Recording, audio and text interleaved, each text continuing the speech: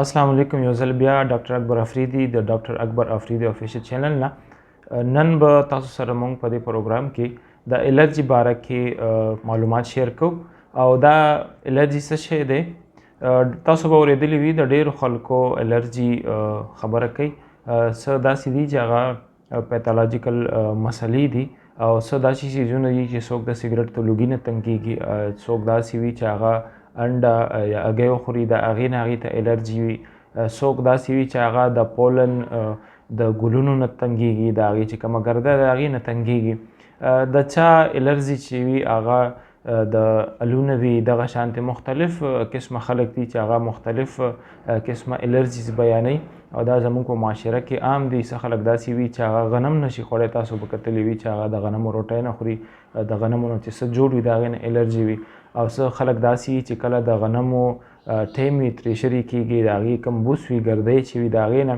څوک چې وي هغه د خاورې نه تنګېږي، کوم د کور ګرد چې وي. نو دا په دې پروګرام کې به مونږ ټول په ډیټیل سره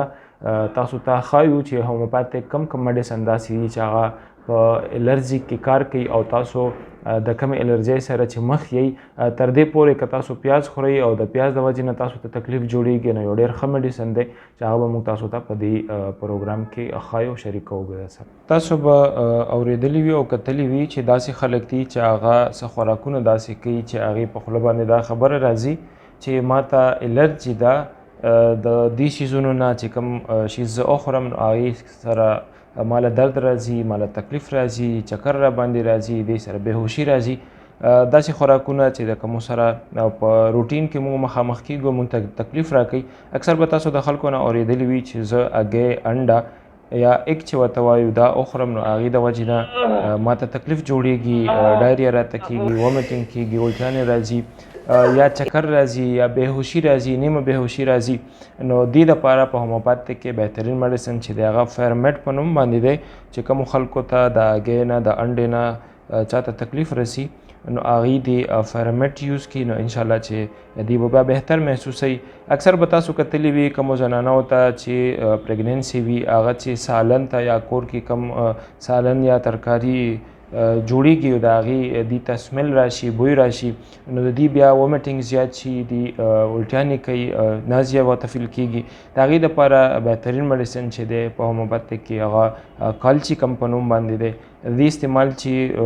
کم پریګننسي والا کوي نو انشاءالله چې بیا به ورته دا تکلیف مخې ته نه راځي. داسې سبزیانې دي چې هغه خلک استعمالوي نو هغې ته د الو پوټیټو چې ورته موږ وایو الومینه یو بهترین میډیسن دی په هومیوپاتیک کې چې دا څوک استعمالوي انشاءالله چې بیا به د هغې نه ورته الرجي نه وي.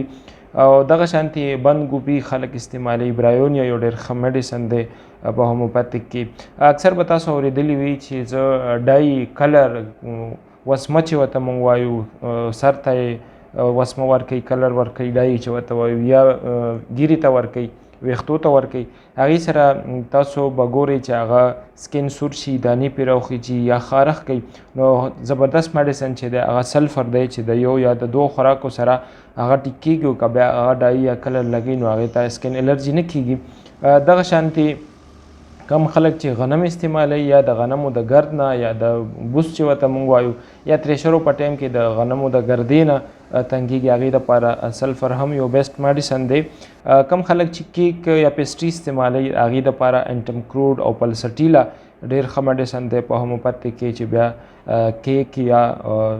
پیسټري چې استعمالوي په هغې کې به تکلیف ورته نه راځي. کم خلک چې مرغن خوراکونه کوي، غوړ خوراکونه کوي او د هغې نه بعد هغې ته د معدې تکلیفونه شروع کېږي، پلسټیلا یو ډېر ښه او زبردست میډیسن دی.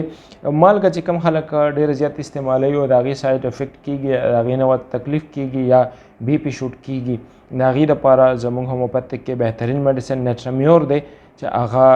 ډېر زبردست کار کوي او په لږ ټایم کې کار کوي، تاسو به د هغې تکلیفاتو نه بچ کېږئ. دې نه علاوه کم خلک چې داسې دي چې هغه ګرم خوراکونه کوي، کافي شوه، سوپ شو یا څه نور ګرم لیکوډ الي او هغې وایي چې موږ ته تکلیف سیوا کېږي. کیمومیلا یو زبردست او بیسټ میډیسن دی اکثر خلک به تاسو داسې هم په معاشره کې کتلي وي چې هغوی په خپله سګرټ نه څکي خو که بل څوک سګرټ څکي او د هغوی لوګی هغوی ته راشي نو هغوی ته ډېر سخت تکلیف ورکوي سنیزینګ ورته کېږي دغه شانتې مری کې خارښ ورته راځي زکام یې سټارټ کېږي نو یو ډېر ښه میډیسن اګنیشیا په نوم باندې زموږ دی چې دا تکلیف د سګرټ چاته پیښیږي نو انشاءالله چې هغه مسله به ورته بیا نه وي عام معاشره کې پیاز خلک ډېر زیات په شوق باندې خوري او څه خلک داسې وي چې خوښې وي خو چې استعمال یې کړي هغې ته کالیک کېږي خېټې درد ورته کېږي څه خلک داسې ما کتلي چې هغې ته زکام سټارټ شي مری خرابېږي ورسره توجه یو زبردست او بیسټ میډیسن دی په هومیوپیتک کې چې دا تاسو استعمالولی شئ او تاسو د مستقل د پیاز خوراک نه چې کوم تکلیف ته کېږي انشاءالله چې هغې نه به بچ شي داسې ډېر زیات میډیسن دي چې په هومیوپیتک کې باقاعده استعمالیږي څنګه چې مرچکی دی مرچکي د تکلیف د وجې نه کیپسیکم یو میډیسن دی چې هغه موږ استعمالو نو داسې ډېر میډیسن دي چې په مختلفو حوالو سره غوښې نه تکلیف شو غوښه ډېر خلک به تاسو کتلي وي چې هغه غوښه بالکل نه استعمالوي څه کسان داسې دي چې هغه د پیو د وجې نه هغې ته الرجي وي هغې ته تکلیف زیاتېږي داسې نور ډېر میډیسن دي او نور ډېر بیماریانې دي چې هغې سره موږ ته تکلیف محسوسېږي انشاءالله چې په پروګراماتو کې به تاسو ته موږ د مختلف میډیسن یوز کولو طریقه هم ښایو او د کومو خلکو د څه نه تکلیف کېږي انشاءالله په روټین کې د هغې نه تنګي هغه میډیسن به موږ ورته ښایو امید دی چې پروګرام هم خوښ شوی وي او هومیوپیتک میډیسن ډېر ښه کار کوي په الرجي کې امید لرم چې ستاسو په ژوند کې به یو ښه تبدیلي راځي د هومیوپیتک میډیسن سره او چاته چې کومه الرجي د هغې دپاره به انشاءالله چې دا میډیسن بیسټ وي په نورو پروګرامونو کې به انشاءالله چې په مختلفو بیمارو باندې خبرې کوو زموږ سره اوسئ انشاءالله چې تاسو ته به فایده کېږي او ډېر معلومات به تاسو ترلاسه کولی شئ